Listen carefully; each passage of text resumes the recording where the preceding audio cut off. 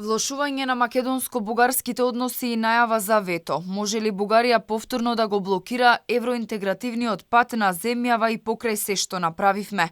Ова може да се насети по изјавата на првиот бугарски дипломат. Николај Милков од Софискиот аеродром, каде го чекаше владиниот авион со охриѓанецот Христијан Пендиков, секретар на бугарскиот клуб кој бил физички нападнат во кафеана во Охрид, ни порача: зелено светло за Македонија ќе има кога ќе го променат однесувањето. Позицијата на Българија по отношение на интеграцијата на Северна Македонија е јасна од самото начало. Това са критерии които трябва да бъдат изпълнени и без тяхното изпълнение ние не можем да кажем да. Така че не е нужна промяна, не е нужно преосмислене. Когато те променят поведението си, тогава и ние ще дадем зелена светлина по-нататък на тяхната интеграция. Сега, в момента, това очевидно не е възможно. Напротив, имам чувството, че нещата върват към ескалация, въпреки усилия, които се полагат за успокояване на обстановката.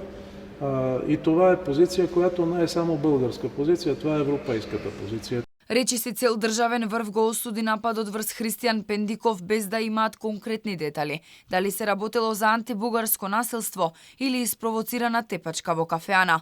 Министерот за надворешни работи Бујар Османи не само што ја осуди тепачката, туку и пред време и даде етнички или национален предзнак. Тој утре ќе оди во Бугарија и заедно со бугарскиот колега ќе го посетат Пендиков.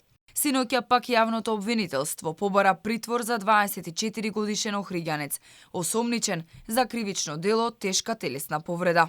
Осомничениот на 19 јануари во кафе бар во Охрид пристапил до маса на која седело едно лице, го удрил по главата, упатувајќи му ги зборовите: "Не ти е срам да се пишеш бугарин", и се оддалечил. Наспроти информациите од обвинителството, сведоци на настанот коментирале дека тепачката немала никаква политичка заднина и се работело за стари недоразбирања меѓу учесниците во инцидентот.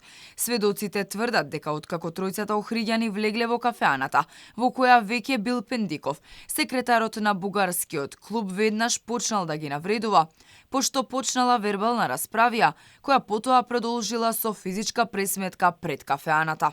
Настанот остро го осуди и председателот на Бугарија Румен Радев, кој смета дека нападот врз Пендиков бил резултат на систематските кршења на правата на бугарите и дека декларираните амбиции на Македонија за членство во ЕУ се разидувале со реалноста во која живееле бугарите во земјава. Реагираше и Слави Трифонов од партијата Има таков народ.